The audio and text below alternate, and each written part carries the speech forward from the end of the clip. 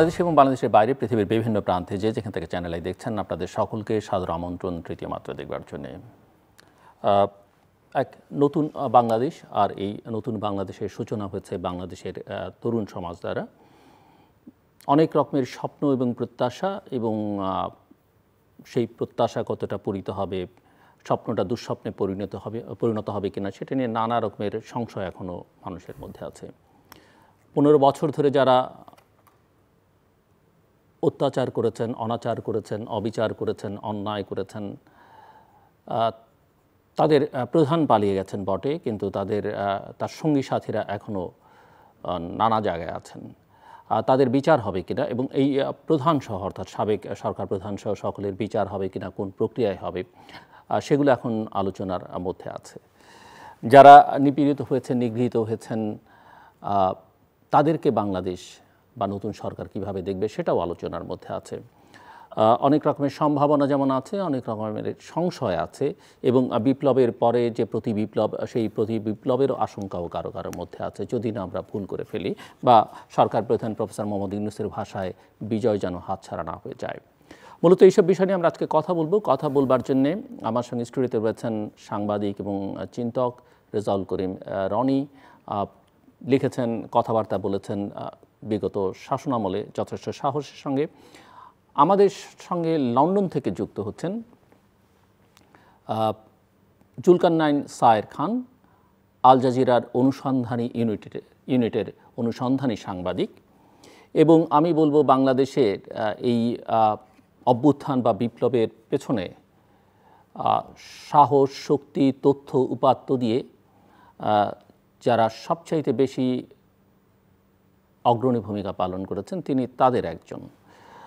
যে কজন সাংবাদিককে বাংলাদেশে এই মুহূর্তে অন্তত আমি ব্যক্তিগতভাবে শ্রদ্ধা করতে পারি, তার ভূমিকার জন্যে, সাহসের জন্যে, তার তথ্য উপাত্তের যে অথেন্টিসিটি, তার জন্যে তিনি তাদের একজন।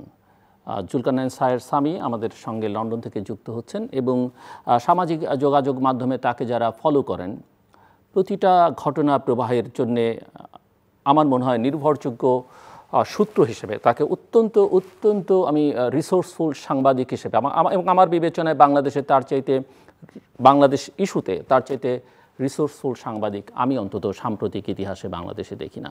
সো রেজাউল করিম রনি এবং জুলকারনাইন সায়ের খান, আপনাদের দুজনকেই স্বাগত এই অনুষ্ঠানে। এবং স্বামীকে আমি স্বামী বলছি কারণ তার নিক নেম স্বামী, এবং সবাই তাকে স্বামী হিসেবে চেনেন, but official name of course Zulkarnain Sayer Khan. এবং all the prime ministers men, আল জাজিরার যে ডকুমেন্টারি আপনারা দেখেছেন প্রাক্তন প্রধানমন্ত্রীকে কেন্দ্র করে এবং তার শীর্ষ সামন্তকে কেন্দ্র করে, সেখানেও স্বামীর অত্যন্ত গুরুত্বপূর্ণ ভূমিকা ছিল সেই প্রতিবেদন বা ডকুফিল্ম তৈরিতে।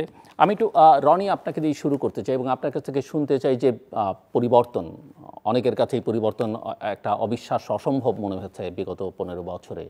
হঠাৎ করে 36 দিনের একটা আন্দোলনে, এবং সেটা তরুণদের নেতৃত্বে ঘটল। সো আমি একটু আপনি এই বিপ্লব, অভ্যুত্থান, রেড মনসুন রেভলিউশন, বাংলা বসন্ত, বর্ষার বিপ্লব, লাল বর্ষা যেভাবেই বলি না কেন, আপনি কিভাবে এটা এক্সপ্লেইন করবেন? ধন্যবাদ। নতুন পরিস্থিতিতে, নতুন স্বাধীন বাংলাদেশে আমাকে আবারও দ্বিতীয় মাত্রা ডাকার জন্য প্রথমে আমি গভীর শ্রদ্ধার সাথে এই আন্দোলনের সবচেয়ে এই আন্দোলনের ক্রেডিট এখন অনেকে দাবি করতেছে, এই আন্দোলনের গুরুত্বপূর্ণ বৈশিষ্ট্য হলো এই আন্দোলনের ক্রেডিট কারো না এবং সবার। এইটার কোনো সিঙ্গেল সাবজেক্টিভিটি নাই, এটা সাবজেক্টিভিটি হলো প্লুরাল। এটা হলো একটা কমন বৈশিষ্ট্য এই আন্দোলনের, এই কারণেই এটা সফল হয়েছে। এবং আমি প্রথমেই এই আন্দোলনের শহীদদেরকে গভীর শ্রদ্ধার সাথে স্মরণ করছি, এবং তাদের প্রতি আমি আমার শ্রদ্ধা নিবেদন করছি। এবং সেই সাথে আমি বলতে চাই, এই পুরা হাসিনা রিজিমের মধ্যে বাংলাদেশের সাংবাদিকতা যে অবস্থায় পৌঁছাইছিল, তার মধ্যে বিরল ব্যতিক্রম হিসাবে তৃতীয় মাত্রা যে ভূমিকা রাখছে, বিশেষ করে আপনার যে ভূমিকা, এটা নতুন করে এভাবে সামনাসামনি বলাটা আপনার জন্য বিব্রতকর আমি জানি, কিন্তু বলতে তো হবেই, বলা উচিত। যখন আমাদেরকে এক ধরনের অফিসিয়ালি নিষিদ্ধ করে রাখা হয়েছিল বাংলাদেশের সমস্ত সো-কল্ড মেইনস্ট্রিম মিডিয়াতে, তখন শুধুমাত্র তৃতীয় মাত্রাই আমাকে যে কয়বার মাঝে মাঝে ডেকেছে, বা আমাদের মতো যারা আমরা বিরুদ্ধ ভয় ছিলাম এই ফেসিবাদের, তাদেরকে ডাকার এই দুঃসাহসটা হাসিনার আমলে যারা দেখিয়েছে, কেউ তো দেখায়নি, শুধু তৃতীয় মাত্রায় দেখাইছে। তো এই জন্য তৃতীয় মাত্রাকে অভিনন্দন, এবং তৃতীয় মাত্রার এবং আপনার এই বিরচিত ভূমিকাকে আমি ঐতিহাসিক ভূমিকা বলতে চাই। এই ঐতিহাসিক ভূমিকার জন্য আমি অভিনন্দন জানাই। তো আপনার প্রশ্নের এবার যদি আমরা শুধু আমাদের দায়িত্ব পালন করেছি, এর বেশি কিছু করিনি। দায়িত্ব পালন করাটাই সাংবাদিকতা, করা উচিত, সেটাই করেছি। সেটাই, এজন্য এটা উদাহরণ, এটা এবং পরবর্তী সময়ে যারা নতুন জেনারেশনে যারা আসবে এই পেশায়, সেক্ষেত্রে এটা একটা রেফারেন্স পয়েন্ট হইতে পারে। সেই জন্য এটা ইম্পর্টেন্ট মেনশন করা, আমাদের বলতে হবে এটা। আমি জানি আপনি অপছন্দ করবেন। তো যাই হোক, আপনার প্রশ্নে যদি ফিরি, সেটা হলো যে প্রথমত একটা কথা হচ্ছে, এটা বিপ্লব না গণ অভ্যুত্থান। আমাদের এগুলো নিয়ে আমাদের তো ফ্যাসিনেশনের কোনো কিছুর অভাব থাকে না। জাতি হিসেবে আমরা খুবই হুজুগে, সেটা যেরকম সুবিধাও আছে, বিপদও আছে। এটা অ্যাবসোলিউটলি একটা গণ অভ্যুত্থান, এই বিষয়ে কারো কোনো কনফিউশন থাকার দরকার নেই। এটা কোনোভাবেই বিপ্লব না, এবং গণ অভ্যুত্থান কোনো 36 দিনের আন্দোলনের ফসল না। এইটা আমি 17 তারিখে, আপনারা অনেকে দেখেছেন, আল জাজিরাতে আমি একটা কমেন্টারি করেছি 17 তারিখে। It was very early to comment যে 15 বছরের তখনও পর্যন্ত সরকার মনে করতেছিল যে এটা একটা কোটার আন্দোলন, দাবি দেওয়ার আন্দোলন, সো আমরা এটা ট্যাকটিক্যালি ম্যানেজ করে ফেলবো। তখন আমি যে কথাটা বলছিলাম যে এটা 15 বছরের যে বিক্ষোভ, ভোটাধিকার বঞ্চনা এবং আওয়ামী ফ্যাসি রেজিমের বিরুদ্ধে জনগণের আউটবাস্ট করার একটা সুযোগ, একটা উইন্ডো, সো এটা আর কোটা আন্দোলনের মধ্যে নেই। 17 তারিখে আমি বলেছিলাম। তো ফলে এইটা ঠিক 36 দিনের মুভমেন্টের মধ্য দিয়ে এই জায়গায় গেছে তা না, এটা বেসিক্যালি পুরা রেজিমেরই আপনার ধরেন যে মধ্য দিয়ে এটা তৈরি হইতেছিল। এবং হাসিনার পতন আসলে 5 তারিখে হয় নাই। হাসিনার পতন হয়েছে, আমি এটা লিখেছি বারবার, বলেছি বারবার, কলামও লিখেছি। এই যে জোর করে সে আমি তুমি ডামি একটা ইলেকশন করলো এবং সমস্ত স্টেক হোল্ডারদের সাথে বেয়াদবি করে, এবং আওয়ামী এই চাটুকার বুদ্ধিজীবীরা যখন বলল যে হেরে গেল বাইডেন, জিতে গেল শেখ হাসিনা, এরকম কলামও কেউ কেউ ছাপছে, এবং সকল মেনস্ট্রিম পত্রিকাগুলোতে এই কলামগুলো তারা ছাপছে, হয়তো তারা প্রেশারে ছাপতে বাধ্য হয়েছে। তো ফলে 7 তারিখের ইলেকশনটা সে যখন করলো, তখনই সে আসলে হেরে গেছে, তখনই সে ক্ষমতার দৌড় থেকে ছিটকে গেছে। এটার কনসিকুয়েন্সটা হয়তো কিভাবে হবে সেটা হয়তো বুঝতে সময় লাগছে আমাদের, বা হয়েছে, কিন্তু ওইটা ছিল তার জন্য আসলে রেড লাইন ক্রস করা, ফার্স্ট রেড লাইন ক্রস করা। তো ফলে এইটা একটা অভ্যুত্থানের মধ্য দিয়ে, অভ্যুত্থানে ডেফিনেটলি, এটার আমি আগেই বলছি, হাসিনার আমলে অনেক ধরনের আন্দোলনের প্রচেষ্টা নেওয়া হয়েছে, সবগুলো আন্দোলন সে দমন করতে সক্ষম হয়েছে। কেন? আন্দোলনের নেতৃত্বকে সে ব্রুটালি লোকেট করে দমন করতে পারছে, ফলে আন্দোলন হয়েছে। ইভেন বিরোধী দলের বিভিন্ন সেক্টরের বিরোধী দল, শুধু বিএনপি না, যারাই যেভাবে আন্দোলন করার চেষ্টা করছে, এই যে গুম, আমি আজকেও গুমের কভার করতেছিলাম, মায়ের ডাকের অনুষ্ঠান, গুমে ম্যাক্সিমাম গুম মানে প্রধান টার্গেট হলো যারা রুট লেভেলের শক্তিশালী রাজনৈতিক নেতাকর্মী, যাদের জমায়েত করার, জনগণকে মাঠে নামানোর ক্যাপাসিটি বেশি ছিল। বড় নেতা গুম হয়েছে খুব কম, একটা দুইটা, কিন্তু এমন ইউনিয়ন লেভেলের নেতা তাকে গুম করা হয়েছে। অ্যান্ড ইউনিয়নের লেভেলের নেতাকে গুম করে কী ফায়দা হাসিল হবে এটা হয়তো আমাদের বুঝতে একটু সময় লাগবে, কিন্তু দেখা যাচ্ছে যখন আমরা স্টাডি করলাম তার প্রোফাইল, যারা গুমের শিকার হয়েছেন, দেখা গেলো যার মাঠে মোবিলাইজ করার ক্যাপাসিটি বেশি ছিল তাকে ইমিডিয়েট গুম করা হয়েছে, তাকে আগে গুম করা হয়েছে। ফলে এই রেজিমের বিরুদ্ধে কোনো কিছুকেই, যা কিছুকে তারা থ্রেট মনে করতো, সেটা ইমিডিয়েট রিমুভ করা ছিল তাদের একটা প্রধান কনসার্ন। সেই দিক থেকে এই আন্দোলন যেভাবে ধরেন আপনার মানে পরিচালিত হয়েছে, তার একটা মাস্টারই হলো এর কোনো সেন্টার ছিল না, এর সাবজেক্ট, এর কোনো নেতা খুঁজে পাওয়া যায় না। আমার ধারণা হাসিনার সোকল্ড আপনার এজেন্সিগুলো গলদঘর্ম হয়ে গেছিল যে আসলে এটা কোনটা ধরলে, কোন পাইপলাইন বন্ধ করলে আন্দোলন বন্ধ, কলকাঠি কোত্থেকে নাড়া হচ্ছে, কলকাঠি করতে না, এটা বুঝতেই আন্দোলন এটা গণ আন্দোলনের পরিণত হয়ে গেছে। ফলে এর যে প্লুরাল সাবজেক্টিভিটি, এটাকে অ্যাকনোলেজ করতে হবে। ফলে এটা হলো রিয়েলি গণ অভ্যুত্থান। আর বিপ্লব কেন না? বিপ্লব হইলে যেটা হয়তো পরবর্তী যে সরকারটা গঠন হইতে দেখলাম আমরা, সেইটা বিদ্যমান যে কাঠামো, ক্ষমতা কাঠামো, তার আলোকেই গঠিত হয়েছে, অভ্যুত্থানের চেতনা নিয়ে গঠিত হয়েছে। কিন্তু বিপ্লবী সরকার হইলে হয়তো কি সেনাবাহিনী, সংবিধান, জুডিশিয়ারি, আপনার ব্যুরোক্রেসি, সব কিছুর উপর বিপ্লবী কমিউনিটির বা বিপ্লব যারা করেন তাদের কন্ট্রোল থাকে। আমরা এই গুরুত্বপূর্ণ পাওয়ারফুল ইনস্টিটিউটগুলোর উপর তাদের কন্ট্রোলটা দেখি নেই, বা এখনও দেখা যাচ্ছে না। ফলে ক্ষমতার পর এক ধরনের টেনশনও, হয়তো স্বামী ভাই এটা আরও ভালো বলবেন, হ্যাঁ, এক ধরনের টেনশন, টানাপোড়েন কিন্তু অলরেডি দেখা যাচ্ছে নানা আপনার ধরেন যে ব্যক্তিদের মধ্যে বা নানা গ্রুপের মধ্যে, সেই কারণে ছাত্ররা মাঠেও আছে। তো ফলে এটা একটা অভ্যুত্থান। এবং অভ্যুত্থানের ক্ষেত্রে আরেকটা কথা যেটা বারবার বলা হচ্ছে, প্রতি বিপ্লব। এখানে প্রতি বিপ্লব শব্দটা ব্যবহার করা আমি মনে করি ঠিক হচ্ছে না। আমাদের ব্যবহার করতে হবে এই গণ অভ্যুত্থানকে ব্যর্থ করার জন্য যারা কাউন্টার করতে চায় তারা প্রতি গণহত্যা আবার শুরু করতে চায়। প্রতি বিপ্লব অনেক সময় পজিটিভও হইতে পারে, যে এই বিপ্লবটা ইনকমপ্লিট হয়েছে, ওকে তাহলে আবার একটা প্রতি বিপ্লব করে এটাকে আরও কমপ্লিট করি। আর ফার্স্ট অফ অল আগে যেটা বললাম, এটা কোনো বিপ্লবই না, এটা গণ অভ্যুত্থান। ফলে এই দিক থেকে এই যে প্রতি গণহত্যার সুযোগ এই ঘাতক এই গণহত্যাকারীরা যাতে না পায়, সেই জন্য এই বিপ্লবের যে এই যে অভ্যুত্থানের স্পিড, এই স্পিডটাকে আমরা কতটা কালচারাইজেশন করতে পারি, man to man, door to door কতটা আমরা প্রতিষ্ঠিত করতে পারি, তার উপর গুরুত্ব দেওয়া দরকার। আমি আসবো আবার আপনার কাছে। মিস্টার জুলকারনাইন সামি, পুরো শেখ হাসিনা শাসন আমলে আমি বলবো প্রতি দিনও নয়, প্রতি মুহূর্তেই আপনি অত্যন্ত সজাগ ছিলেন, সরব ছিলেন, সতর্ক ছিলেন। সতর্ক এই অর্থে বলছি যে আপনার কোনো ইনফরমেশন আমি দেখিনি যে এটা ভুল প্রমাণিত হয়েছে। সব মিলিয়ে এই যে তার এই পুরো এত বছরে তাকে নড়ানো গেল না এবং শেষ মুহূর্তে বোঝাই যায়নি যে এই আন্দোলনের মধ্যে দিয়ে তিনি সরে যাবেন। কেউ কেউ হয়তো বলেছেন যে তিনি তার সময় শেষ এবং যে কোনো সময় তিনি পড়ে যাবেন, কিন্তু এই আন্দোলন শুরু থেকে একদম বোঝা যায়নি।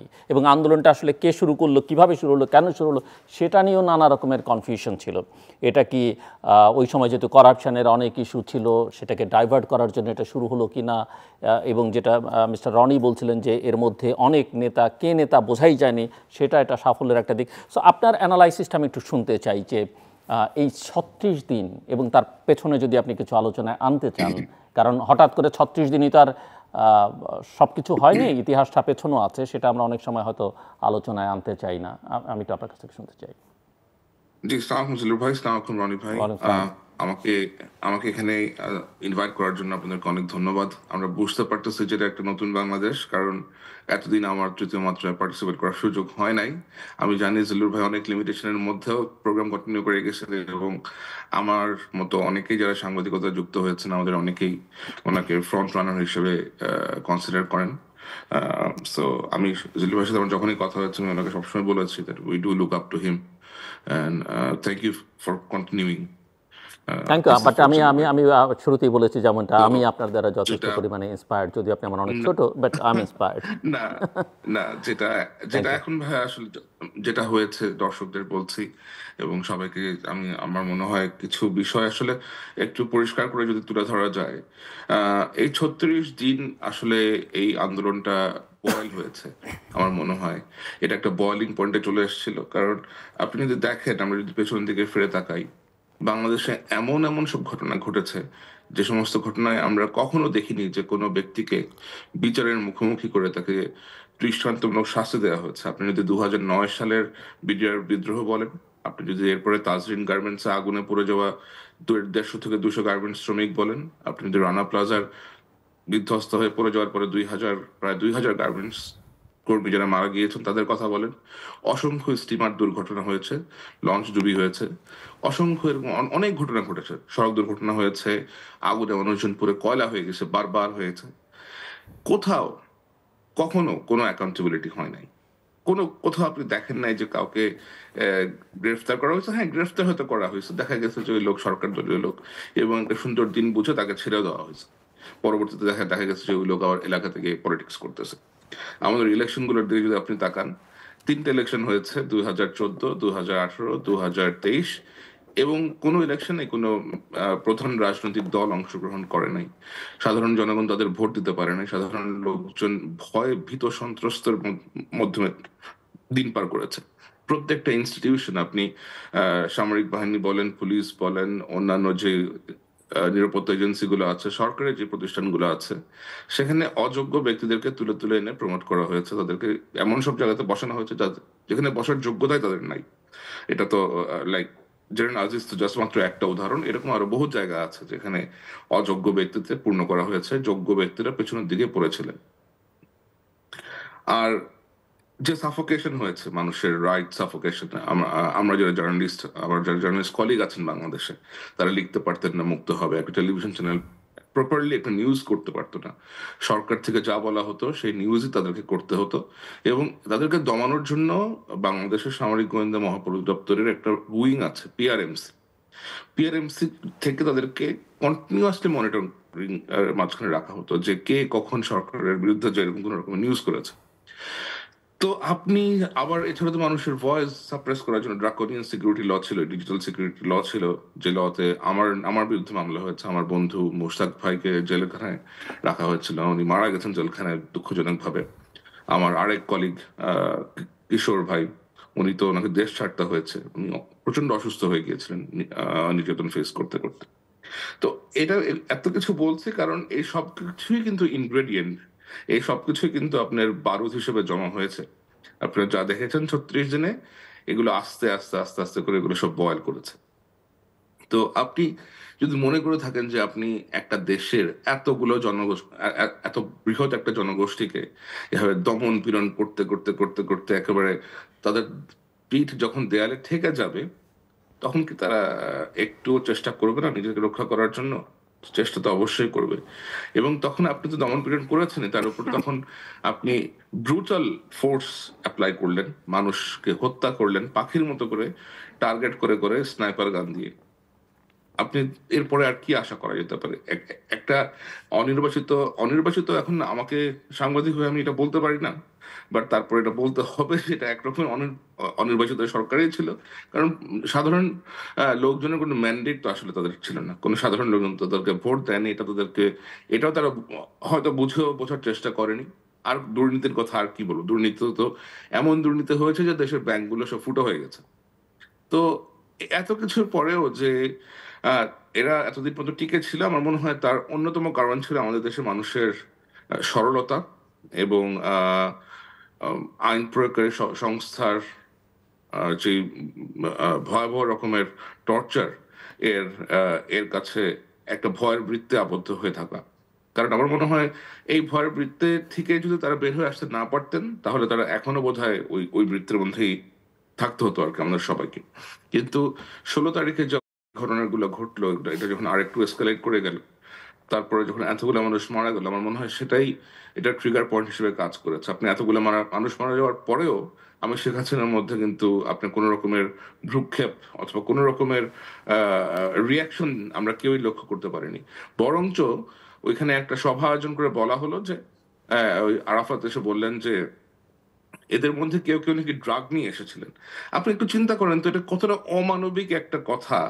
আপনি দেশের শীর্ষ সব ব্যবসায়ীদেরকে, যারা ওই ফ্যাসিস্ট সরকারকে ক্ষমতা থাকতে মারাত্মকভাবে সহায়তা করেছে, আপনাদের সবাইকে ডেকে নিয়ে আসছেন এবং ডেকে নিয়ে এসে ওদেরকে সামনে বলতেছেন, পাবলিকলি বলতেছেন এতগুলো টেলিভিশন ক্যামেরার সামনে, যে যে ছেলেগুলো সাহসিকভাবে নিজের জীবনের পরোয়া না করে নিজের অধিকার স্থাপনের জন্য বন্দুকে নলের সামনে দাঁড়িয়ে গেল, আপনি তাকে বলতেছেন যে সে নাকি ড্রাগ খেয়ে আসছে, এদের শরীরে নাকি মাদকের ইয়ে পাওয়া গেছে। How dare you! সে এই কাজটা করলো কিভাবে? এবং প্রধানমন্ত্রী ওইখানে বসেছিলেন। পরবর্তীতে তারা সবাই একই বললেন, এখানে জামাত শিবির ঢুকেছে, তৃতীয় পক্ষ ঢুকেছে। তৃতীয় পক্ষ কোথায় ছিল বাংলাদেশে? তৃতীয় পক্ষ কোথায়? বাংলাদেশে যে লক্ষ লক্ষ বিরোধী দলীয় কর্মীদেরকে আপনার জেলখানায় ঢোকানো হয়েছে, নেতা কর্মীদেরকে জেলখানায় ঢোকানো হয়েছে, বছরের পর বছর টর্চার করা হয়েছে, বাংলাদেশে তো কোনো তৃতীয় পক্ষ এক্সিস্টই করার কথা না। যারা এসেছে সাধারণ লোকজন এসেছে, সাধারণ ছাত্ররা এসেছে, ওদের ছাত্রদেরকে যখন হত্যা করা হয়েছে ওদের অভিভাবকরা আসছে। আর আমাদের দেশের মিডল ক্লাস সোসাইটি যখন ইম্প্যাক্টেড হয়েছে, মিডল ক্লাস সোসাইটিকে কিন্তু আপনি কোথাও পার্টিসিপেশন করতে দেখবেন না বাংলাদেশে।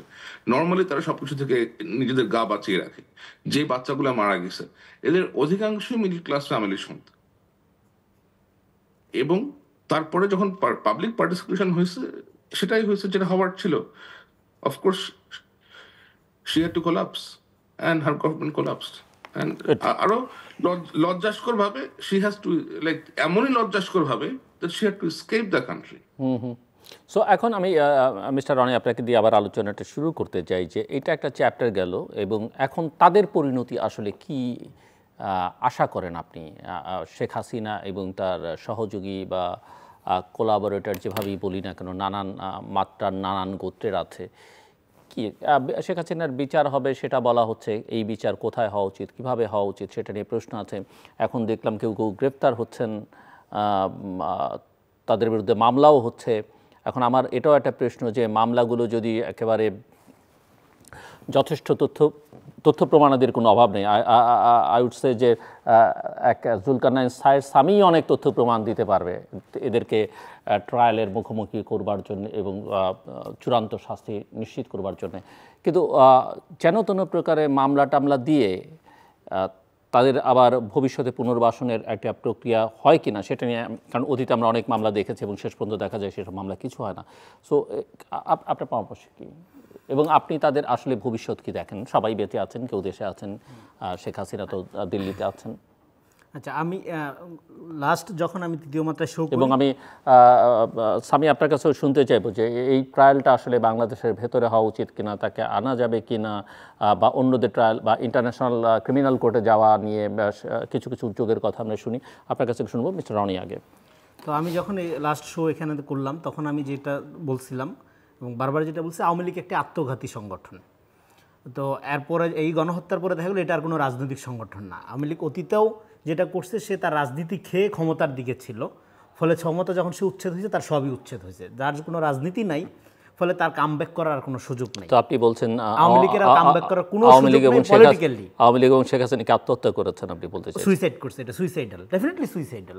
আপনার পলিটিক্স নাই, আপনি ক্ষমতার জোরে যা আসা তা করতেছেন, পুলিশকে দিয়ে গুলি করাচ্ছেন, আর্মিকে কিনার চেষ্টা করতেছেন, আপনি মিথ্যাকে সত্য, সত্যকে মিথ্যা, হ্যাঁ, যা খুশি তা করতেছেন। মানে এটা তো একটা কী বলবো, যে মানে তার নাম নিতেও তো আমাদের মানে কি বলতো রুচিতে বাঁধতো আর কি। হ্যাঁ, মানে সে একটা মানে প্যাথোলজিক্যাল লায়ার একজন। হ্যাঁ, মানে একটা যেখানে দরকার নেই ওখানেও সে দুটা মিথ্যা কথা বলে। তো এরকম একটা মানে আপনার রেজিম সে চালাইছে। তো সেইটা কামব্যাক এটা করবে কিভাবে? এটা কামব্যাক করানো হবে ল্যাবরেটরির মাধ্যমে। এটার অর্গানিক্যালি কামব্যাক করার কোনো সুযোগ নেই, কারণ তার পলিটিক্স বলে আর কিছু নাই। আরেকটা হলো এই ফ্যাসিজম বা আওয়ামী লীগের যে ফ্যাসিজম, এটাকে আমি বারবার বলতেছি, অনেক দিন ধরে বলতেছি, এটা কোনো ফ্যাসিজম না, এটা একটা মাফিয়াতন্ত্র। ফ্যাসিজম হইতে গেলেও একটা ইডিওলজি লাগে, সেটা আমি সমর্থন করি বা না করি, পাবলিকের পক্ষে যাক বা বিরুদ্ধে যাক, এটা আমরা পৃথিবীতে বহু দেখছি, বহু ইতিহাসে দেখছি। এবং কোনো ফ্যাসিস্ট এরকমভাবে পালায়া যায় না। এবং আওয়ামী লীগ যেটা বলতেছিল যে সে একটা গণহত্যা ফেস করার ঝুঁকিতে ছিল, পরে শেষে পর্যন্ত কিন্তু সেটাই সত্য হইল। এই গণহত্যার দিকে হাসিনা ঠেলে দিল তার গোটা কর্মী বাহিনীকে, তার লুটেরা কর্মী গুন্ডা বাহিনীকে গণহত্যার মুখে ফেলে দিয়ে সে পালাইলো। যার মিনিমাম কোনো ইডিওলজি আছে, সেটা হোক ফলস ইডিওলজি, সে ফাইট করবে, জীবন দিবে, মারা যাবে, হ্যাঁ, কিন্তু সেইভাবে পালায়া যাবে না। ফলে পালায় যাওয়ার মধ্য দিয়ে যেটা হয়েছে, এটা যে কোনো পলিটিক্স ছিল না, কোনো ইডিওলজি ছিল না, মিথ্যা অর্থেও ছিল না, এটা কেবলই মাত্র একটা লুটপাটতন্ত্র ছিল, লুটপাটের একটা সিন্ডিকেট ছিল। এটা একদম মানে বিনা তথ্যে প্রমাণ করা যায় এখন। হ্যাঁ, এটা এখন একটা মানে সাধারণ মানুষও সহজেই বুঝতে পারবেন। তো এটা গেল একটা দিক। ফলে তারপরেও যদি এটাকে কেউ কামব্যাক করানোর দুঃস্বপ্ন দেখে থাকে, তাহলে সেটা হলো ল্যাবরেটরির মাধ্যমে আপনি করাইতে পারেন। হ্যাঁ, এটা ক্লোনিং করায় করতে পারেন, হ্যাঁ, সেটা রোবোটিক আকারে করতে পারেন, কিন্তু এটা অর্গানিক্যালি আর এটা ব্যাক করবে না। হ্যাঁ, এটা হলো পরিষ্কার। আরেকটা হলো কেন ব্যাক করবে না, এই অভ্যুত্থানটা বুঝতে হবে মুক্তিযুদ্ধের চেতনার বিরুদ্ধে হয়েছে, সো কল্ড আওয়ামী মুক্তিযুদ্ধের চেতনার বিরুদ্ধে হয়েছে। এই শোতে আমি তখন ওই দিনও বলেছিলাম, আওয়ামী লীগ মুক্তিযুদ্ধের চেতনাকে গণহত্যাকারী চেতনায় পরিণত করছে, এবং শাহবাগের কৃত্রিম জনজাগরণের মধ্য দিয়ে মুক্তিযুদ্ধের চেতনার যে ফ্যাসিস্ট আপনার কি বলে যে আপনার এটার যে ফ্যাসিস্ট রূপান্তর সামাজিকভাবে সাংস্কৃতিকভাবে ঘরে ঘরে পৌঁছায় দেওয়া হয়েছে। এবং তার সাথে মুক্তিযুদ্ধের চেতনা তো তাদের মুখের কথা ছিল, কিন্তু চেতনা তো আসলে ধারে কাছেও তারা ছিলেন না। সেটা বৈষম্যহীন সমাজ প্রতিষ্ঠা, ন্যায় বিচার, সামাজিক ন্যায় বিচার, মানবিক মর্যাদা বা গণতন্ত্র, বুদ্ধিজীবিতা, সাংবাদিকতা সবকিছুকে ব্ল্যাকমেইল করেছে, আর তার শিকারে পরিণত হয়েছে এখানকার মেইনস্ট্রিম বুদ্ধিজীবী, সকল বুদ্ধিজীবীরা। ফলে এই যে গণহত্যাকারী মুক্তিযুদ্ধের চেতনা, এবং এই মুক্তিযুদ্ধের চেতনা অনেকগুলো পকেট আছে, এর মধ্যে একটা শক্তিশালী পকেট হলো বঙ্গবন্ধু পকেট। কে বঙ্গবন্ধু না? আমি বঙ্গবন্ধু, আপনি বঙ্গবন্ধু, আবু সাইদ বঙ্গবন্ধু, হ্যাঁ, সামিভাই বঙ্গবন্ধু। বঙ্গবন্ধু একটা সার্বজনীন টার্ম, যে বাংলার বন্ধু, বাংলাকে ভালোবাসে, যারা বুক চিন্তা আছে তারা প্রত্যেকে একটা বঙ্গবন্ধু। শেখ মুজিব তো বঙ্গবন্ধু না, বরং সে ফ্যাসিবাদের জনক, সে এখানে বাকশালের জনক, হ্যাঁ, এবং সে তো বাই চান্স লিডার। ভাসানী তো মূলত আমাদের মূল নেতা, এবং 69 গণঅভ্যুত্থান টু হার্শ আমি বলবো যে তার ডেফিনেটলি অবদান, কারণ মুক্তিযুদ্ধের অবদান সবার, এই যে এই সবার আছে, কিন্তু মুক্তিযুদ্ধের সিঙ্গেল আউট করা হয় যেখানে, সেটা তো আওয়ামী লীগের সমস্যা। কিন্তু মুক্তিযুদ্ধে তার অবদান বা মুক্তিযুদ্ধের প্রধান পুরুষ তিনিই ছিলেন রাজনৈতিক মুক্তিযুদ্ধের প্রধান পুরুষ প্রত্যেকে। যেমন আপনি কি এখন বলতে পারবেন এই যে চিটাগাং রোডে যে হকার ছেলেটা পুলিশের গুলি খেয়ে মারা গেল, এই 24-এর গণঅভ্যুত্থানে সে প্রধান লোক না? যে কৃষক বন্দুকযুদ্ধ, যে কৃষক, যে শ্রমিক আপনার বিদ্রোহ করলো, 69-এর গণ অভ্যুত্থান করলো, মারা গেল, ও কি জাতির পিতা না? প্রত্যেকেই জাতির পিতা। আপনি যখন সিঙ্গেল আউট করবেন, হ্যাঁ, আমি তো মনে করি এই যে মানে এটা আপনি ক্ষোভের কারণে বলছি না, আমি রিয়েলি মিন ইট। বঙ্গবন্ধু একটা সার্বজনীন টার্ম। এই যে বাচ্চা ছেলেগুলো যারা ড্রেনের ময়লা পরিষ্কার করতে হাত ঢুকাই দিয়া, এরা বঙ্গবন্ধু না? এতে তো কোনো পয়সা দিতে হয়েছে রাস্তাঘাটে এগুলো কন্ট্রোল করার জন্য, ময়লা পরিষ্কার করার জন্য? কোনো আওয়ামী চোর কি এদের চেয়ে বেশি বাংলাদেশকে ভালোবাসে? বঙ্গবন্ধু টার্মটাকে এই যে সিঙ্গেল আউট করে এই যে আওয়ামী সম্পত্তি বানানো হয়েছে এবং এই যে নানা রকম জরিপ টরিপ করে হাজার বছরের শ্রেষ্ঠ বাঙালি এবং বাংলাদেশের ৭১কে আমি বারবার বলছি, ৭১-এর চেতনাকে পরাজিত করতে না পারলে, ৭১-এর আওয়ামী চেতনাকে পরাজিত না করতে পারলে বাংলাদেশের নতুন সূচনা হবে না। এটা 15 বছর আমি স্টিল এটা বলি, এখনও এটা পরাজিত হয় নাই, কারণ এটার কালচারাল এজেন্টগুলো এখনও শক্তিশালী। শেখ মুজিব বা বঙ্গবন্ধু যাই বলেন, এইটা একটা দুর্নীতির রেফারেন্স পয়েন্ট হয়ে গেছে। বঙ্গবন্ধু খাতে কত দুর্নীতি হয়েছে এটা যদি আপনি প্রকাশ করেন, যে কোনো সুস্থ লোক আত্মহত্যা করবে। একটা নাম দিয়ে এত দুর্নীতি হইতে পারে? একটা টয়লেটখানার থেকে শুরু করে অমুক সেতু তমুক সেতু, বঙ্গবন্ধুর নামে একটা কিছু করলেই টাকার পাহাড়। তো ফলে এই যে দুর্নীতির একটা সোনার খনি বঙ্গবন্ধু, তাকে আপনি জাতির পিতা, জাতির মডেল আকারে হাজির করতেছেন। হ্যাঁ, তো আপনার অবদান যদি থাইকাও থাকে শেখ মুজিবের, সেটা আপনি যেভাবে পোর্ট্রেট করলেন, সেটা পোর্ট্রেট করলেন করার মধ্যে যে ডক্টর ইউনূস সাহেব এটা রাইটলি বলেছেন, জাতির পিতা বঙ্গবন্ধু, সেটা ৭১-এর আগেই করা হয়েছে। হ্যাঁ, সেটা এবং আপনি ৭৪ সালে বা ৭১ সালে করা হয়েছে। এবং আপনি দেখেন ৭৫ সালের এই ঘটনার পরে, এরকম ম্যাসিভ কিলিং এর পরে পুরো পরিবার সহ ৭৬ সালে আওয়ামী লীগ এখন যেটা করতেছে, বঙ্গবন্ধু কোটায় ফেরত আসার চেষ্টা করছে। আওয়ামী লীগ যখন পলিটিক্যালি পরাজিত হয়, তখন তারা কতগুলো ভেগ ধরে। ১ নাম্বার ভেগ হলো তারা হিন্দু সাজে, মাইনরিটি কার্ড খেলে। ২ নাম্বার ভেগ হলো কালচারাল কার্ড খেলে, সংস্কৃতি সেবী সাজে। হ্যাঁ, ৩ নাম্বার কার্ড, এরকম অনেকগুলো কার্ড, এর মধ্যে একটা বড় কার্ড হলো বঙ্গবন্ধু কার্ড করে। বঙ্গবন্ধুকে এই যে সার্বজনীন করা, এইটা ফ্যাসিবাদের একটা ওল্ড পুরানা ভার্সন। কারণ আমি এটা বারবার বলছি, ঐতিহ্য পূজা, হ্যাঁ, ফ্যাসিবাদের চেয়ে পুরানা। ফলে আমি একটু শেষ করি, ফলে ঐতিহ্য পূজার এই সংস্কৃতিকে আমাদের বন্ধ করতে হবে। এগুলো বিপ্লবীরা একদম রাইট কাজ করছে, এগুলো মাটির সাথে মিশাই দিছে এবং মাটির সাথে ভায়োলেন্স সমর্থনযোগ্য না, এবং যে ভায়োলেন্স হয়েছে এটাকে ভায়োলেন্স বলা যাবে না। এটাকে একটা সুন্দর ইংরেজি টার্ম আছে, এটাকে বলে ইমানসিপেটরি ভায়োলেন্স। কোনো অবস্থাতেই এক অন্যায়কে আরেক অন্যায় দিয়ে, অন্যায়ের বিরুদ্ধে অন্যায়, অন্যায়ের বিরুদ্ধে অন্যায় হলো ন্যায়যুদ্ধ। এটা ক্লাসিক্যাল, এটা থিওরিটিক্যাল কথা, এগুলো পরিষ্কার। হ্যাঁ, আপনি যখন নিরপরাধ শিশুকে গুলি করে মারবেন, সেই শিশুর বাবা যদি অস্ত্র হাতে তুলে নিয়ে প্রতিরোধ করে, সেটা আপনি কি বলবেন? অন্যায়ের বিরুদ্ধে অন্যায়টা তো ন্যায় যুদ্ধ। এইটাকে ইমানসিপেটরি ভায়োলেন্স বলে। এটাকে বলা হয় এটাকে আপনার ওই মুক্তিকামী সহিংসতা বলে। এখন আপনি সন্ত্রাসের সহিংসতা না মুক্তিকামী সহিংসতা, এটার মধ্য দিয়ে নির্ধারিত হয় আপনার ক্ষমতার মোড, আপনি কোন ধরনের ক্ষমতা আপনি প্রডিউস করতেছেন। ভায়োলেন্স এক ধরনের ক্ষমতা প্রডিউস করে। একজনের হাতে যদি এখন অস্ত্র থাকে, লোকজন যে তারা ভয় পায়, হ্যাঁ, এটা একটা ক্ষমতা। কিন্তু আবার ধরেন এই অস্ত্র দিয়ে যদি কেউ কাউকে প্রোটেক্ট করে, সন্ত্রাসীরাও ভয় পায়। তো ফলে দুইটা ভায়োলেন্স একই রকম না। ফলে ভায়োলেন্স মানেই খারাপ, হ্যাঁ, এটা যদি আমরা ধরে নিই তাহলে আমরা অভ্যুত্থান বিপ্লব করতে পারবো না। ফলে ভায়োলেন্সকে অ্যাকনোলেজ করতে হবে অ্যাকর্ডিং টু অর্ডার। তো আমি আরেকটা জিনিস যোগ করব, আপনার এই যে জেনজি জেনারেশন যেটার কথা বলতেছেন, আমি এটা পরের টার্মে আরো বিস্তারিত বলবো। এদের ঘাড়ের রক কিন্তু তেরা আছে এবং এদের ভাষা খুব সুন্দর আমার মতো, মানে প্রচুর তারা চবর্গীয় শব্দের মধ্যে ব্যবহার করে। তো ফলে এরা কিন্তু জুলাই মাস তারা কিন্তু শেষ করে নাই, এটা টানতে টানতে ৩৬শে জুলাই পর্যন্ত নিয়ে গেছে। You have to understand. হ্যাঁ, ফলে আপনি এই ধরনের এই পৌত্তলিকতা, হ্যাঁ, এই ধরনের আপনার এই ধরনের যে ইতিহাস পূজা, সোকল্ড ইতিহাস পূজা মধ্য দিয়ে আপনি একটাতে ফেল হইলে আরেকটা কার্ড খেলে, হ্যাঁ, আপনি লোকজনকে বোকা বানাবেন। তারপরে এই সমস্ত টোকাই, তারপরে হলো আপনার এই যে মাস্তান, ভাড়া করা মাস্তান দিয়ে আপনি শাসন করবেন এই জেনারেশনকে, এই কল্পনাই তো করছিল আওয়ামী লীগ। ফলে আওয়ামী লীগ অর্গানিক্যালি পৃথিবীর যতদিন থাকবে কামব্যাক করতে পারে, তাকে কৃত্রিমভাবে কামব্যাক করানো হইতে পারে কোনো উৎসাহী লোক, এবং অবশ্যই সেক্ষেত্রে পার্শ্ববর্তী দেশের একটা বড় সহযোগিতা নিয়ে, হ্যাঁ, তাকে এই আপনার ধরেন কৃত্রিমভাবে বাঁচাইয়ে রাখার একটা চেষ্টা করা হইতে পারে এবং তার ছায়া আকারে সে ঘোরাঘুরি করবে। এই যে একটা আওয়ামী লীগের একটা ক্লাসিক্যাল পরিণতি আমি বলে যাই অন রেকর্ড, জামাত বিএনপির সাথে গত 15 বছর যা হয়েছে তার 100 গুণ পরিণতি আওয়ামী লীগ আগামী দিনে ফেস করবে। সে মধ্যরাতে ঝটিকা মিছিল করবে, সে গুপ্ত জায়গার থেকে ভিডিও বার্তা নেতাকর্মীদের নামার, এগুলো করে নেই, এগুলো 15 বছরে দেখে নেই বাংলাদেশের মানুষ। সে যা এবং নিষিদ্ধ হওয়ার দাবির মুখে পড়বে। সে ক্ষমতা ছাড়া 3 দিন আগেও একটা পার্টিকে জামাতকে নিষিদ্ধ করে গেছে। ফলে এটা হলো আপনার এখন এটাকে বলবেন রিভেঞ্জ না, এটা জাস্টিস, এটা ন্যাচারাল জাস্টিস বলতে পারেন আপনি। ফলে আওয়ামী লীগ গত 15 বছরে যা করছে, যে আমলগুলি করছে, তার প্রত্যেকটা ডবল 3 গুণ 100 গুণ আকারে তার ভাগ্যে ফেরত আসতেছে। এই কাফফারা দিতে দিতে তারপরে সে ক্ষমতায় আসবে কি না আসবে এই প্রশ্ন করাটা মনে হয় যে সেটা আমরা ইতিহাসের উপরে ছেড়ে দিই। মিস্টার জুলকারনাইন। জি, থ্যাংক ইউ। না, আমার আমার আসলে যেটা মনে হয়, আমাদের দেশে যেটা হয় সেটা হচ্ছে যে আমরা কোনো পার্সোনালিটিকে, আমরা কাকে পছন্দ করি সেটা দিয়ে আমাদের পলিটিক্যাল এলিয়েনেশনকে আপনার আইডেন্টিফাই করা হয়। আপনি যদি দেখেন যে অন্য কোনো দেশে যদি আপনি দেখেন, ফর এক্সাম্পল আপনি যদি ইন্ডিয়ার দিকে তাকান, ওইখানে অনেকে নেহেরুর ছবি রাখতে পারে, অনেকে গান্ধীর ছবি রাখতে পারে। আমেরিকার দিকে তাকান, ওইখানে মার্টিন লুথার কিং এর ছবি রাখতে পারে, কেউ হয়তো জন এফ কেনেডির ছবি রাখতে পারে, কারণ আপনার ওই পার্সোনালিটিটাকে পছন্দ হয়। এখন শেখ মুজিবুর রহমান একজন পার্সোনালিটি, তাকে হয়তো কেউ পছন্দ করতেই পারে। জিয়াউর রহমান একজন পার্সোনালিটি, তাকেও কেউ পছন্দ করতে পারে। মাওলানা ভাসানী একজন ব্যক্তিত্ব, তাকে পছন্দ করতে পারে। শেরে বাংলা ফজলুল হককে পছন্দ করতে পারে। It is up to an individual. কিন্তু এটাকে যখন আপনি কারোর উপরে চাপিয়ে দেন। ইম্পোজ করবেন, সিঙ্গেল আউট যখন করেন। চাপায় দিবেন, যখন আপনি কম্পেল করবেন, এটা আসলে এটা তো ঠিক হলো না।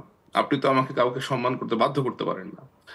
এটাকে ইন্ডিভিজুয়ালস চয়েস, কে কাকে কতটা সম্মান করবে। হ্যাঁ, শেখ মুজিবুর রহমানের জন্য আমার যথেষ্ট সম্মান আছে। উনি একজন অবশ্যই উনি একজন গুরুত্বপূর্ণ নেতা বাংলাদেশের স্বাধীনতার আন্দোলনের জন্য। কিন্তু পরবর্তীতে তার ব্যর্থতাটাও আমাদেরকে আলোচনা করতে হতে পারে, যে কেন উনি ব্যর্থ হয়েছিলেন, কি কারণে ব্যর্থ হয়েছিলেন, এবং কি কারণের জন্য ওনার ওনাকে দেশে আহ, একদলীয় শাসন ব্যবস্থা চালু করতে হয়েছিল, এবং ওনার দুঃখজনক যে হত্যার এপিসোডটা আছে সেটা আমাদেরকে স্মরণে রাখতে হবে।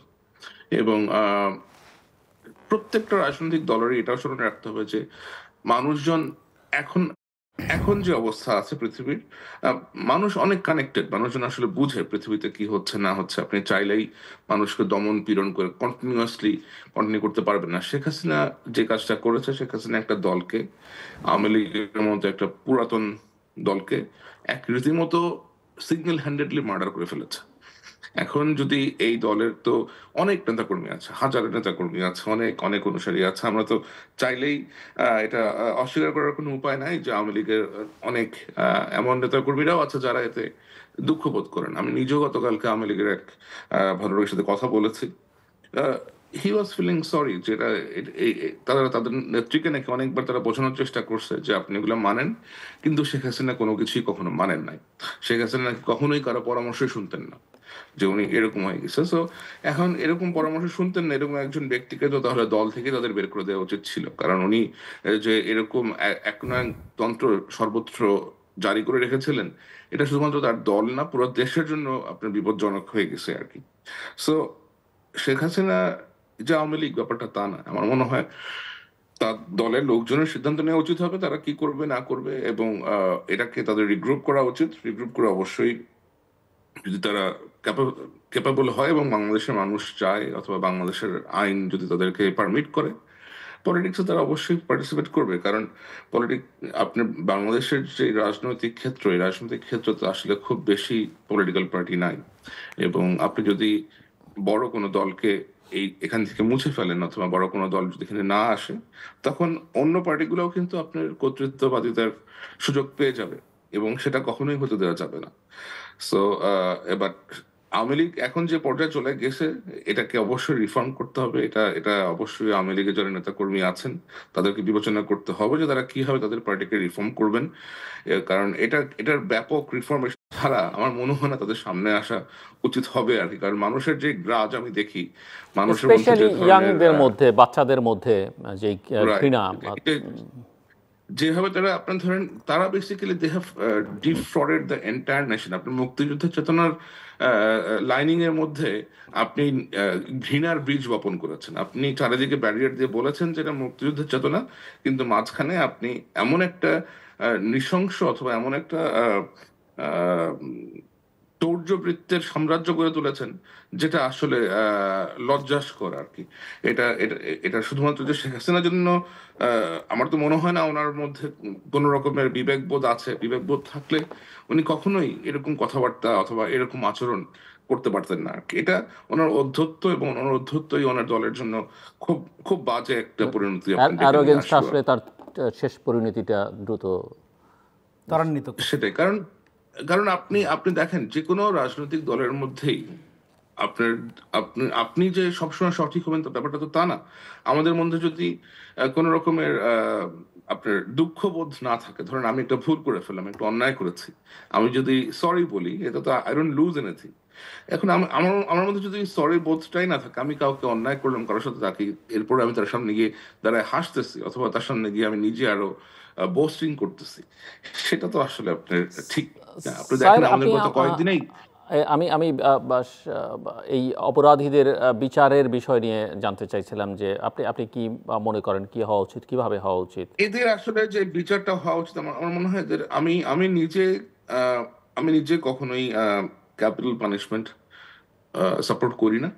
মৃত্যুদণ্ড অথবা এরকম কোনো কিছু আমি সাপোর্ট করি না। সো আমি যে ধরনের বিচার ব্যবস্থা চাবো সেটা হচ্ছে যে আন্তর্জাতিক কোনো আদালতে, আন্তর্জাতিকভাবে স্বীকৃত কোনো আদালতে যেন কোনো বিতর্কের সৃষ্টি না হয়, এরকম স্বীকৃত কোনো আদালতে যেন তাদেরকে বিচারের ব্যবস্থা করা হয়। কারণ এবং এই বিচার যেন আমাদের দেশ এবং পৃথিবীর কাছে একটা দৃষ্টান্ত হয়ে থাকে যে একনায়কদের, স্বৈর শাসকের যারা এলিমেন্ট আছে, এদের বিচার কতটা সিরিয়াসলি আপনার করা সম্ভব আর কি। কারণ এদের এদের যদি বিচার না হয়, তারা যদি আপনি ধরেন যে কোনো ভাবেই হোক, কারণ আমরা যেটা দেখে আসছি অতীতে যে একটা সময় যে মামলা হয়, আমরা 2006-7 সালেও দেখেছি মামলা হয়েছে, আবার ভোট হয়েছে, এরা এসেছে আবার ক্ষমতা, লাইক দে গট অ্যাকুইটেড।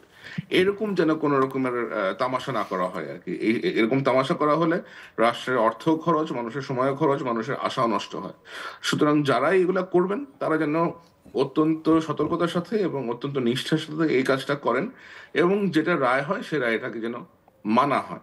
এরা যেখানে থাকুক তাদেরকে যেন পাকড়াও করে আনা হয়। আমি নিজেও বলেছি বারবার, এই সমস্ত প্রসেসের সাথে আমি নিজেও ইনভলভ হতে ইচ্ছুক, এদেরকে আপনার অ্যাকাউন্টেবল করতে। সো আমার আমার পক্ষ থেকে তো অবশ্যই চেষ্টা, কোনো ত্রুটি থাকবে না, কিন্তু এটা হতে হবে এমন একটা প্রক্রিয়া যেন এখানে ইন্টারন্যাশনাল পার্টিরাও ইনভলভ থাকে এবং স্বচ্ছতার স্বচ্ছতাটা যেন এনশিওর করা হয়। থ্যাংক ইউ, আমি আসবো। সো ফাইনাল রাউন্ড, এবং ফাইনাল রাউন্ডে আমি যেটা বুঝতে চাইবো যে নতুন সরকার প্রফেসর মোহাম্মদ ইউনূসের নেতৃত্বে যেটা যাত্রা শুরু করলো, সেই সরকারকে কেমন দেখছেন, তার পারফরমেন্স, যে ছাত্ররা তাদেরকে ব্যাক করছে, তাদের অ্যাপ্রোচ, অ্যাটিটিউড, স্বপ্ন যা ইতিমধ্যেই তারা প্রকাশ করেছে, সেটাকে কীভাবে দেখছেন? ভবিষ্যতের বাংলাদেশকে কীভাবে দেখেন? খুব বেশি সময় নেই, 5-6 মিনিট করে আপনাদের এক একজনের জন্য প্লিজ। ধন্যবাদ সামি ভাই। খুব আমি ওনার বক্তব্য থেকে একটু জাস্ট অ্যাড করতে চাই ওনার সাথে, সেটা হলো যে দেখেন, এই জেনজি যে জেনারেশনটা, এই জেনারেশনটা যেভাবে এরকম একটা অভ্যুত্থানের মধ্যে দিয়ে হাজির হওয়ার পরে এরা আসলে সবার জন্য পলিটিক্সটা ডিফিকাল্ট করে ফেলছে। আমি আমার দর্শক এবং পলিটিশিয়ান যারা আমার কথা শুনতেছেন, আমি আমার এই পর্বটা একটু গুরুত্ব দিয়ে মানে শুনতে অনুরোধ করব, মানে একটু যাতে আমল করার নিয়তে বা এটা মানে প্র্যাকটিক্যালি পালন করার নিয়তে শুনবেন, তাহলে আপনাদের রাজনীতির জন্য কাজে লাগবে। সেটা হলো এই জেনারেশনের যে পলিটিক্যাল স্পিরিট বা আকাঙ্ক্ষা, এর সাথে বাংলাদেশে যেই সমস্ত রাজনৈতিক দলগুলো রাজনীতি করে তাদের স্ট্রাকচারাল পলিটিক্সের কোনো মিল নাই, বরং 1000 মাইল দূরত্ব আমি দেখতে পাচ্ছি।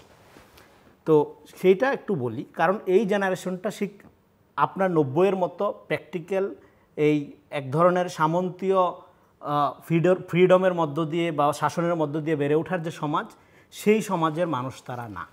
এরা বেসিক্যালি ভার্চুয়াল সোসাইটির মানুষ।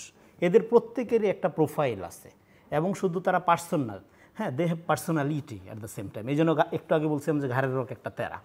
তো ফলে ওরা ভার্চুয়াল সোসাইটিতে যখন অভ্যস্ত হয়, তখন ভার্চুয়াল সোসাইটিতে ঘটনাটা কী ঘটে? ভার্চুয়াল সোসাইটিতে কিন্তু আপনি এক ধরনের ফ্রিডম এক্সারসাইজের সুযোগ পান। আপনার যাকে পছন্দ না, আপনি থেকে হয় ব্লক করেন বা আনফ্রেন্ড করেন, অথবা আপনি সেই কন্টেন্ট থেকে আপনি নিজেকে গুটায় নেন, নিয়ে নিজের ফ্রিডমটা, এটা হইতে পারে, এটার অন্য অনেক সমালোচনা থাকতে পারে, কিন্তু আমি বলছি ফ্রিডম এক্সারসাইজের এই যে বাধাহীন একটা প্রবাহ, একটা সোসাইটি, হ্যাঁ, আপনার ভার্চুয়াল জগতে চর্চা করার মধ্যে দিয়ে এই যে জেনজি জেনারেশন, ফলে তার মনোজগতের মধ্যে যেটা হয়েছে, ও কোন ধরনের পলিটিক্স পছন্দ করে, আর আওয়ামী লীগ, বিএনপি, জামাত বা অন্যান্য পার্টিগুলো যে ধরনের পলিটিক্স করে, তার মধ্যে একটা পার্থক্য আমি দেখতে পাচ্ছি। ফলে আগামী দিনে আপনারা যারা রাজনীতি করবেন, আপনাদের প্রত্যেকের জন্য চ্যালেঞ্জ আকারে হাজির হয়েছে কিন্তু এরা। ফলে এদেরকে আপনারা যদি, এদের সাথে যদি আপনারা কমিউনিকেট করতে না পারেন, তাহলে আপনারা আখেরে খুবই সমস্যায় পড়বেন। ইভেন এই যে গভর্নমেন্ট, আমি তাদেরকেও একই কথা বলবো। ফলে এদের সাথে কমিউনিকেশন করার জন্য পদ্ধতিটা কী, তারা কী পছন্দ করে। আমার যদ্দূর পড়াশোনা, আমি যদ্দূর খোঁজ নেওয়ার চেষ্টা করছি, এবং ইনফ্যাক্ট আমি পড়তে পড়তে আসতেছিলাম, এরা একটা ওয়েস্টার্ন মডেল ফ্রিডম পছন্দ করে। সেখানে কি আপনি দেখবেন যে বাংলাদেশে আমরা কি দেখছি গত 15 বছরে, পোস্টার ব্যানারের জঞ্জালে রাস্তাঘাটে, মন্ত্রণালয়ে কোথাও যাওয়া যেত না। তোর কেউ কইছে তোর সালাম দিতে? তোর চরিত্র ফুলের মধ্যে পবিত্র না খারাপ এটা জানতে চাইছে কেউ? হ্যাঁ, তো জানার দরকার কি তোর? এই জেনারেশন পছন্দ করে হিডেন পলিটিক্স, তাকে ডিস্টার্ব করবে না। হুদাই ভাইয়ের মিছিল নিয়ে যাবে, সে 2 ঘন্টা আটকে থাকবে, হুদাই প্রোটোকলে পইরা সে কষ্ট পাবে, মানে এগুলি সে পছন্দ করে না। সে পলিটিক্সটাকে তার সামনে ডমিনেন্ট থাকবে এটা সে চায় না। সে তার ফ্রিডমটা ডমিনেন্ট থাকবে এটা সে চায়। কিন্তু আমাদের এখানে পলিটিক্যাল পার্টিগুলোকে তার পাড়ায় পাড়ায় ক্লাব থাকবে, ভাই থাকবে, মহল্লায় চাঁদাবাজি থাকবে, হ্যাঁ, তাকে গয়না চলতে হবে। এই যে আপনার ওল্ড মডেল বা 90s মডেল বা 60s মডেলের যে পলিটিক্স, এটা এখন আর চলবে না। তারা পলিটিক্যাল ফোর্সকে ইনভিজিবল দেখতে চায় এভরিডে লাইফে।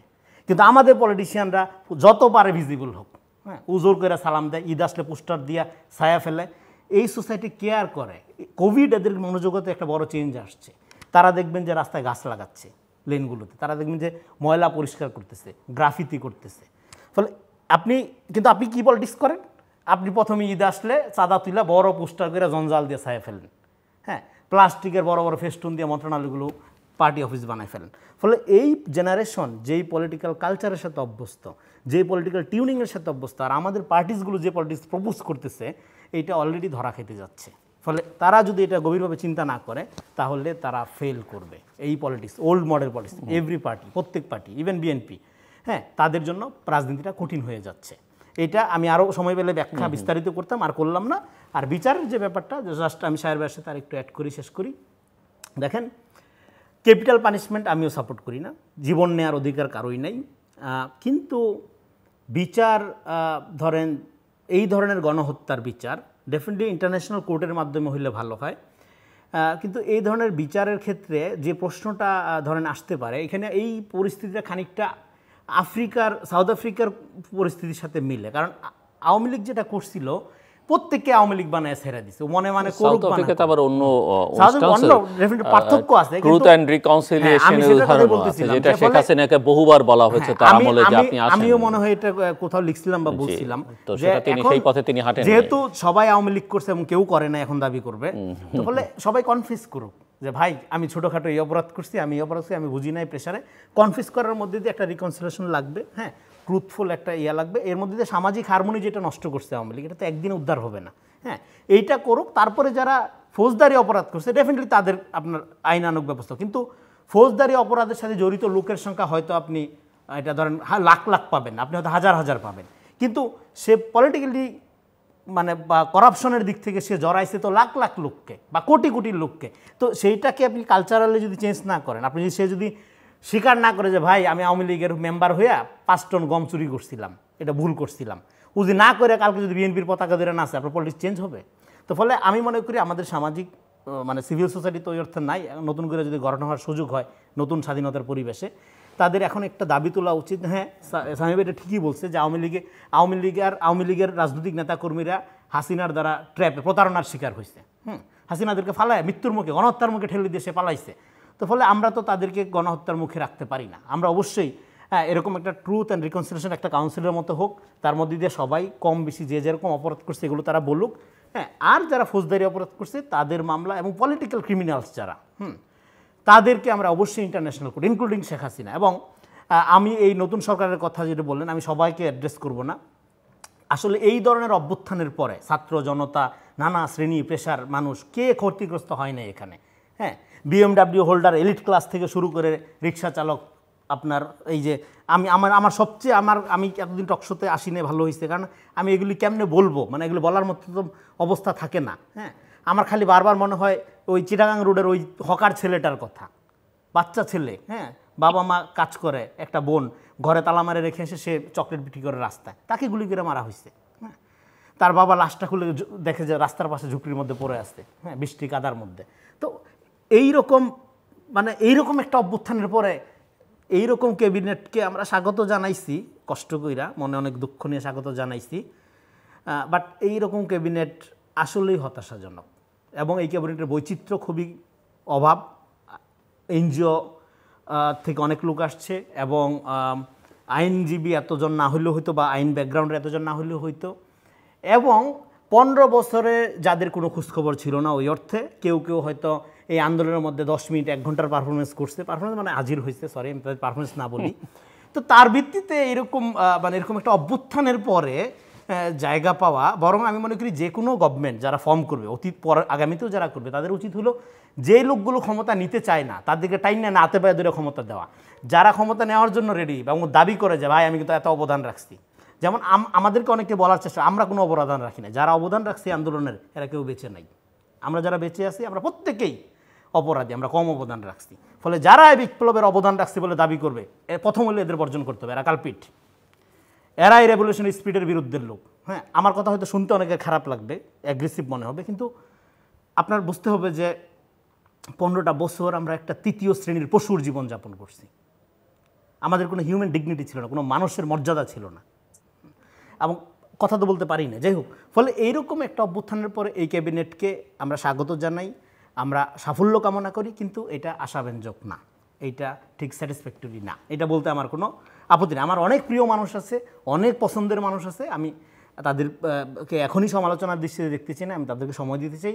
তারা দ্রুতই প্রতিনিয়তই এই অভ্যুত্থানের স্পিরিটের দিকে ফেরার চেষ্টা করবে। হয়তো অনেক সীমাবদ্ধতা ইন্টারনালি থাকবে, ডিপ স্টেটের অনেক পলিটিক্স থাকবে, সেগুলোকে ওভারকাম করে এই অভ্যুত্থানের স্পিরিটের মধ্যে তারা ফেরার জন্য ফাইট করবে। কারণ এখানে যারা আছে সবাই এই ক্ষমতা, এই প্রেস্টিজ, এই প্রাইড ডিজার্ভ করে না, এটা তাদের মনে রাখতে হবে। এটা আর বিচারের ব্যাপারটা অতি দ্রুত আমি বলবো, ওই যেটা বললাম, এবং ট্রুথ অ্যান্ড রিকনসিলিয়েশন এটা সম্ভব হবে না। এবং আমি বাংলাদেশের জনগণকে বলবো, এটা আমাদের কালেকটিভ অর্জন এবং সবচেয়ে বড় অবদান শহীদরা রাখছে, আমাদের এখন শুধু উচিত কাজ করা। Thank you mister Zulkarnain Sayer খান। জি, আমিও আসলে রনিক ভাইয়ের সাথে আমিও মোটামুটি একমত যে এটা যে ক্যাবিনেট এখন হয়েছে, আসলে আমরা তো আমাদের যে লড়াইটা সবার ছিল, সেই লড়াইটা আমাদের জন্য লড়াইটা ছিল বাংলাদেশের মানুষের গণতন্ত্র এস্টাবলিশ করা, রাইটস এস্টাবলিশ করা, প্রেস ফ্রিডম এস্টাবলিশ করা। সো এখানে আসলে অনেকের কাছ থেকে মতামত নেওয়া যেত, বাট মতামত হয়তো নেওয়া হয়নি, ওনারা হয়তো প্রয়োজন বোধ করেননি, কারণ কারণটাও সেটা লাইক হয়তো ওনারাই বেশ ভালো বলতে পারবেন। বাট এখন যেটা হয়েছে, যেহেতু ডক্টর ইউনূস মোহাম্মদ একজন সম্মানিত মানুষ, এটার প্রধান উপদেষ্টা হিসেবে আছেন, আমার মনে হয় উনি ঠিক কাজটাই করবেন। বাট মতামত নেওয়া উচিত বিভিন্ন শ্রেণীর বিভিন্ন পেশার মানুষের কাছ থেকে, যে এরকম একটা গুরুত্বপূর্ণ ক্যাবিনেটে কাকে কাকে রাখা প্রয়োজন, কিন্তু কোন ধরনের পোর্টফোলিওর মানুষকে রাখা প্রয়োজন এবং কোন ধরনের মানুষকে রাখা উচিত না। ধরেন বিতর্কিত কাউকেই এখানে হয়তো ইনক্লুড করা উচিত হয়নি আর কি। আর কেমন বাংলাদেশ দেখতে চাই, এমন বাংলাদেশ দেখতে চাই যে বাংলাদেশ কারো মুখাপেক্ষী হয় না আর কি। মুখাপেক্ষী হয় না ইন এ সেন্স যে আমাদের দেশ 1971 সালে স্বাধীনতা লাভ করেছে, আমাদের এখন পর্যন্ত একটা প্রতিরক্ষা নীতি নাই, আমাদের কোনো ডিফেন্স পলিসি নাই। এই ডিফেন্স পলিসি কেন নাই, এটার প্রশ্ন হয়তো যারা বিশেষজ্ঞ আছেন তারাই ভালো বলতে পারবেন কেন আমাদের ডিফেন্স পলিসি নাই। এবং আমরা কারো মুখাপেক্ষী হতে চাই না ইন দ্যাট সেন্স, আমি চাই না যে ওই যে শেখ হাসিনার আমলে ডিফেন্স গোল 2030 যেটা করা হয়েছিল, সেটাকে আপনি সরি শেখ হাসিনার আমলে ডিফেন্সের জন্য একটা পলিসি, মানে প্রতিরক্ষা লক্ষ্য অবশ্য প্রবাবলি 2030 এরকম কিছু একটা করা হয়েছিল না, ওটা হচ্ছে ফোর্সেস গোল, ফোর্সেস গোল, রাইট। ফোর্সেস গোল 2030 করা হয়েছে। বাট ডিফেন্স পলিসি হিসাবে একটা দেশে যেটা থাকে, সেটা নেই। ওরকম কোন ডিফেন্স পলিসি আমি দেখিনি বাংলাদেশে। আবার ধরেন আপনার আমাকে কেন পাশের দেশ কি বলছে, অথবা 7 সাগর 13 নদী পারের কোনো দেশ কি বলছে সেটা মেনে চলতে হবে। আমার নিজের ডিসিশন আমি নিজে নিতে পারবো, আমার নিজের ডিসিশন যেন নিজে নিতে পারি, এবং নিজে যেন একটা সক্ষম দেশ হিসেবে আমরা মাথা তুলে দাঁড়াতে পারি, যেখানে আমরা গুরুত্বপূর্ণ হব। আমরা কারো কাছে দাবি করবো না যে আমার দেশে এসে আমার বিচার করে দিয়ে যাও, আমরা বিপদে পড়েছি, এরকম আর মুখাপেক্ষী আমরা হতে চাই না। যে কিছু একটা হবে আমরা তাকিয়ে থাকবো আকাশের দিকে, যে তারা কি ডিসিশন নেয়, তারা কি করে, তারা কে স্যাংশন দেয়, কে স্যাংশন দেয় না। কেন ভাই, আমার দেশ এতগুলো মানুষের দেশ, আমরা কেন why we are not enough for ourselves?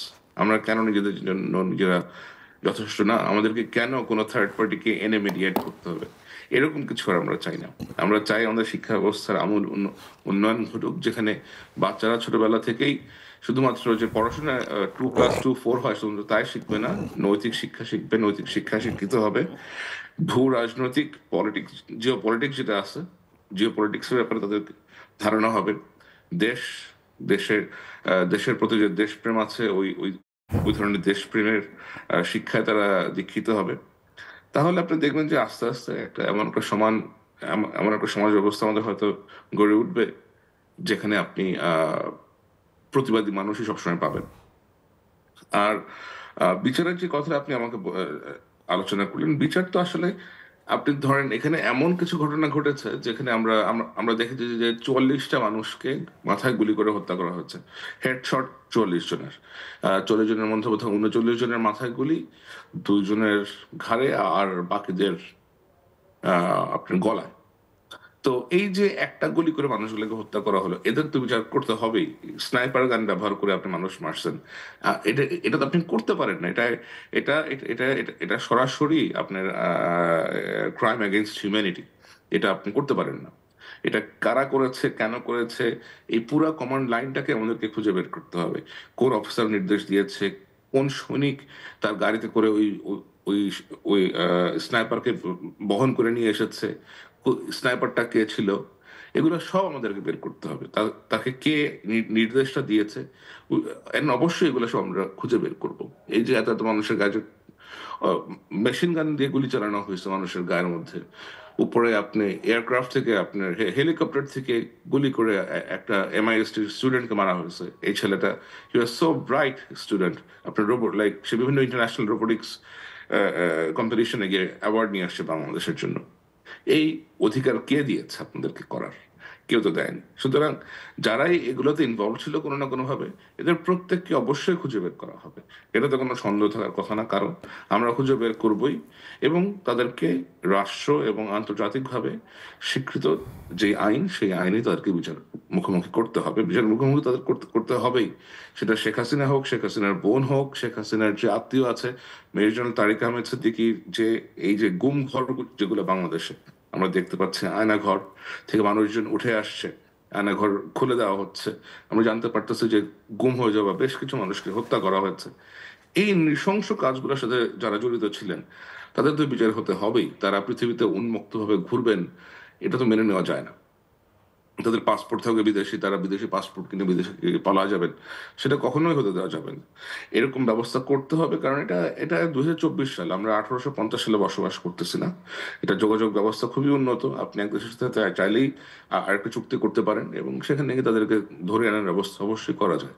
সুতরাং এমন এমন কঠিন কোনো কাজ হবে না। আমাদেরকে জাস্ট যেটা করতে হবে, বিশ্বের অনেক দেশই আপনার ক্যাপিটাল পানিশমেন্ট সাপোর্ট করে না, আমাদেরকে হয়তো ক্যাপিটাল পানিশমেন্টটাকে কন্ট্রোল ভাবে নিয়ে আসতে হবে। তাদেরকে অ্যাসুরেন্স দিতে হবে যে they will not be tried, they will not be given any kind of death penalty or anything like that. Then আমার মনে হয় এই প্রসেসগুলো করা বেশ সহজ হয়ে যাবে আর কি। দেশে ফেরত নিয়ে এসে দেশে তাদেরকে এক্সাম্পলারি পানিশমেন্ট দেওয়া যাবে। জাস্ট রনির কাছে আমি একটু, আমার হাতে 3 মিনিট সময় আছে, সো 1 মিনিট করে আমি আপনাদের দুজনকে একটু দিতে চাই যে এই সরকারের দায়িত্ব কি আপনি মনে করেন, কতদিন সময়, কি করা উচিত? 1 মিনিটে জাস্ট। এই সরকারের প্রধান, আমি আপনার কাছে আসছি, আপনার কাছে সেটা শুনতে চাই। এই সরকারের প্রধান দায়িত্ব হলো ভারত প্রশ্নে একটা জাতিগত নীতি প্রণয়ন করা। কারণ ভারতের কারণে আমরা সাফারার। শেখ হাসিনা যে কনফিডেন্সটা পাইছে, এই কনফিডেন্স ইনসাইড না, তার পলিটিক্স তো ছিলই না। হ্যাঁ, 14 পরের থেকে তো তার পলিটিক্স নেই। সে পাগলা ঘোড়ার উপরে উঠে বসে রয়েছে। তো ফলে এই যে কনফিডেন্সটা যোগাইছে ইন্ডিয়া, এবং সেই ইন্ডিয়া যে এখনও যে ডিস্টার্বটা করতেছে, এটা ওপেন সিক্রেট। এবং এই যে গুলি করে মানুষগুলো মারছে, আমি বিশ্বাস করি না আওয়ামী লীগ আর মানুষ হইলে তো আলাদা হয়ে যায়, মানুষ আর আওয়ামী লীগ এক হয় না। তো কিন্তু কোনো আওয়ামী লীগের মানুষও বাচ্চা ছেলের গায়ে গুলি করতে পারে না। আমরা কিছু ভিডিও দেখছি, আমি প্রুফ জানি না, আমি এগুলো এই জন্য মিডিয়াতে বলতে চাচ্ছি না যে এগুলো বাইরের দেশের লোকই করছে, আনটিল এটা প্রুফ হওয়ার আগ পর্যন্ত। কিন্তু আমার মনে হয় কোনো আওয়ামী লীগ মানুষও বাচ্চা ছেলের গায়ে গুলি করতে পারে না, আমার সন্দেহ আছে। ফলে ভারত প্রশ্নে আমাদের একটা জাতিগত নীতি লাগবে। এবং 1 নাম্বার, ভারত বাংলাদেশ সম্পর্ক সূচনা হবে আগে শেখ হাসিনাকে আমাদের হাতে তুলে দেওয়ার জন্য। এটা গোপালগঞ্জবাসীরও দাবি, আমরা যারা ভুক্তভোগী আমাদেরও দাবি, এইখানে ঐক্য আছে আমাদের। আমরা শেখ হাসিনাকে ফেরত চাই, এই দেশরত্নকে। এত বড় রত্ন আমরা বাইরে রাখতেছি না, তাও ভারতে রাখতেছি না, রত্নকে আমরা দেশে চাই। ওকে, সামি প্লিজ। জি, আমার মনে হয় তত্ত্বাবধায়ক সরকার এখন যারা আছেন, আমাদের সর্বপ্রথম যেই কাজটা হবে সেটা হচ্ছে আমাদের ইকোনমির যে একটা ভঙ্গুর অবস্থা, এটাকে কোনোভাবে সামাল দিয়ে দেশের যে গণতন্ত্রহীনতা, মানুষজনের মধ্যে ওই বোধটা জাগ্রত করা, দ্যাট তারাই দেশের মালিক, তারাই দেশের সিদ্ধান্ত নিতে পারেন, এবং স্বল্প সময়ের মধ্যে, স্বল্প সময়ে যতদিন লাগে এগুলো স্ট্যাবিলাইজ করতে, একটা নির্বাচনের ক্ষেত্র তৈরি করা।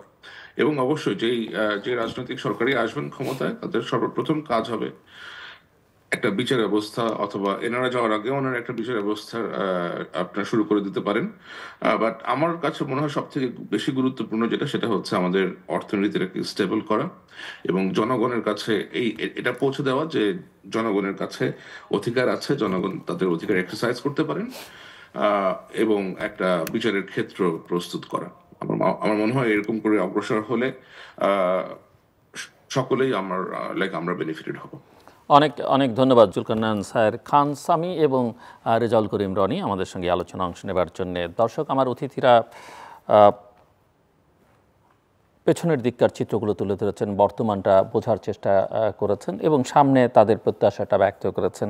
তাদের কথার সূত্র ধরে আমি ইতিটা এইভাবে টানতে চাই যে তারা যেটা চান সেটা হচ্ছে যে